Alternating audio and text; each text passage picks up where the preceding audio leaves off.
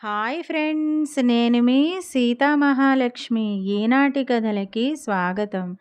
ఈరోజు మనం చివరకు మిగిలినది అనే చందమామ కథని చెప్పుకుందాం.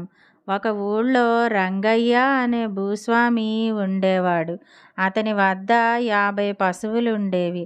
అతను లోభి అయినందున ఆ పశువులను కాయటానికి, పాలు అవి తీయటానికి వేరే మనిషిని పెట్టుకోక తానే ఆ పనులు స్వయంగా చేస్తూ వచ్చాడు. అయితే అవి చాలా శ్రమతో కూడుకున్న పనులు. కొంతకాలం శ్రమపడ్డాక పశువులను అమ్మేసి ఆ డబ్బుతో వ్యాపారం చేసుకుంటే లాభసాటిగా ఉంటుందని రంగయ్యకు తోచింది. అతను వాటిని తోలుకుని సంతకు బయలుదేరాడు. నిర్జనమైన అడవిదారిలో 10 మంది దొంగలు గుంపుగా వచ్చి రంగయ్యను ఒక చెట్టుకు కట్టి పశువులన్నింటినీ తోలుకుపోయారు. తనను ఎవరో చిత్రహింస పెట్టి చంపుతున్నట్టుగా రంగయ్య ఎలుగెత్తి ఏడవసాగాడు. అతన్ని దొంగలు కట్టేసిన చెట్టులో ఉండే దేవత అతన్ని చూసి జాలిపడి అతని ముందు ప్రత్యక్షమై, అతని కట్లు విప్పి, విచారించకు, నీ పశువులు పోయాయనే గదా నీ ఏడుపు, వాటికి బదులు నేను నీకు వేరే 50 పశువులు ఇస్తాను, తోలుకుపో అని తన వేలినున్న ఉంగరం తీసి కళ్ళకద్దుకున్నది. వెంటనే అక్కడ 50 పశువులు ప్రత్యక్షమయ్యాయి. ఇక ఏడుపు మాని వీటిని తీసుకుపోయి ఎక్కడైనా అమ్ముకో అన్నది దేవత రంగయ్యతో. రంగయ్య పరమానందం చెంది పశువులన్నింటినీ తడిమి చూసుకున్నాడు. అన్నీ సాధువులు, ఆరోగ్యంగా ఉన్నాయి. చూడు తల్లి, సంత ఇంకా చాలా దూరం ఉన్నది. దొంగల బారిన పడకుండా నేను వీటిని సంతకు చేర్చగలనా? ఇవన్నీ అమ్ముడవుతాయా? ఒకవేళ అమ్ముడైనా ఆ డబ్బుతో క్షేమంగా నేను ఇల్లు చేరుకుంటానా? నాకన్నీ అనుమానాలుగానే ఉన్నాయి అన్నాడు రంగయ్య. అలా అయితే ఒక పని చెయ్యి, ఆవులకు బదులు డబ్బే ఇస్తాను, వీటి ఖరీదు ఎంత ఉంటుంది అన్నది దేవత. ఆవుకు 100 చొప్పున 50కి 5,000 రూపాయలు అన్నాడు రంగయ్య.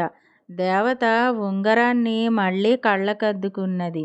దబాల్న 5,000 రూపాయల మూట ఒకటి రంగయ్య ముందు పడింది. రంగయ్య ఆ మూట ఎత్తి చూసి, ఎంత బరువున్నదో, దీన్ని ఇంటిదాకా మోసుకుపోగలనా? ఒక్క ఆవుని దయచేయిస్తే దాని మీద ఈ మూట పెట్టుకుని పోతాను అన్నాడు. అందుకు దేవత సరేనన్నది. ఆవు మీద మూట ఉంచి రంగయ్య 4 అడుగులు వేశాడో లేదో, అతనికి మిగిలిన ఆవులను అక్కడ వదిలేయటం చాలా బాధనిపించింది. తల్లి, ఈ ఆవులన్నింటినీ నేను తోలుకుపోతే నీకేమిటి అభ్యంతరం? వీటిని నువ్వు నాకివ్వనే ఇస్తివి గదా అన్నాడు రంగయ్య. కావాలంటే అలాగే తోలుకుపో అన్నది దేవత.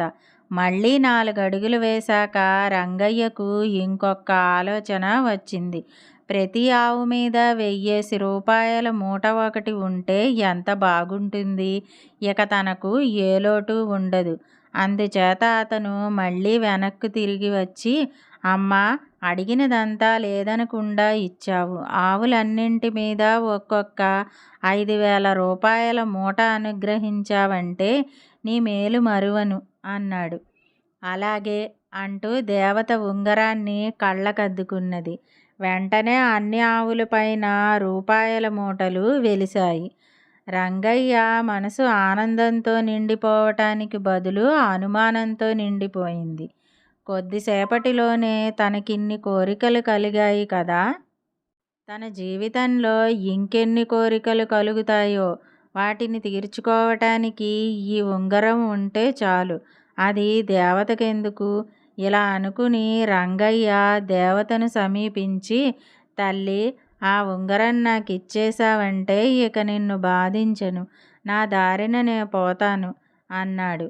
వద్దు, మనిషి చెయ్యి తగిలితే దాని ప్రభావం పోతుంది అంటూ దేవత తన చేతిని వెనక్కు తీసుకున్నది.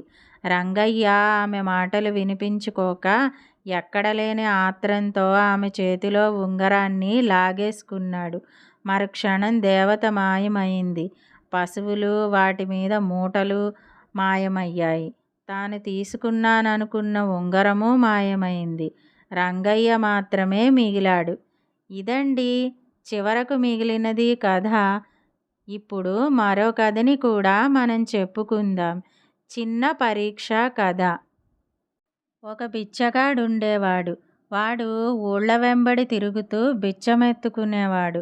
ఒకసారి వాడు చాలా దూరం తిండి లేకుండా ప్రయాణం చేసి ఆకలి దహించుకుపోతూ ఒక ఊరు చేరాడు. అక్కడ వాడికొక పెద్ద లోగిలి కనిపించింది. అంత గొప్ప ఇంట తనకు పట్టెడన్నం దొరక్కపోదనుకున్నాడు బిచ్చగాడు. సింహద్వారం వద్ద ద్వారపాలకుడు కనిపించాడు. అయ్యా, ఆకలితో చచ్చిపోతున్నాను, పట్టెడన్నం పెట్టించండి అని బిచ్చగాడు ద్వారపాలకుడితో అన్నాడు. ఆకలితో చచ్చిపోతున్న వాళ్ల కోసమే మా యజమాని కనిపెట్టుకుని ఉన్నాడు, లోపలికి పద అని ద్వారపాలకుడు బిచ్చగాణ్ణి తీసుకుపోయి యజమానికి చూపించాడు.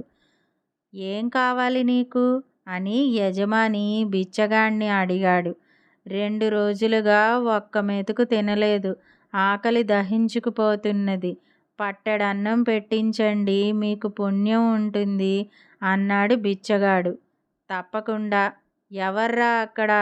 కాళ్ళు చేతులు కడుక్కోవటానికి నీళ్లు పట్టుకురండి, ఈ వసారాలో పీట విస్తరి వెయ్యండి అని కేక పెట్టాడు యజమాని.